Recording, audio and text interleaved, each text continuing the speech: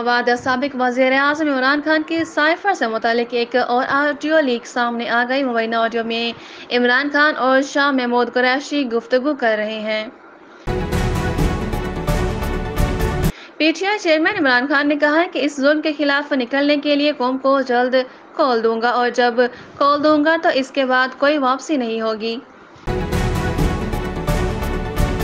اسلام آباد امریکی سائفر سے پردہ اٹھانے والے امریکہ میں تعینات سابق پاکستانی سفیر اسد مجید کے خلاف تحقیقات پر مریم نواز اور بلاول بھٹو آمنے سامنے آ گئے۔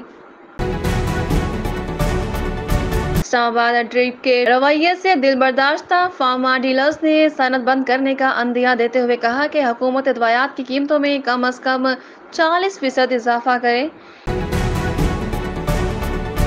لاہور عدالت نے شہباز شریف فیملی منی لانڈرنگ کیس میں ملزمان کی برید کی درخواست پر وکلاء کو دلائل دینے کی ہدایت کر دی۔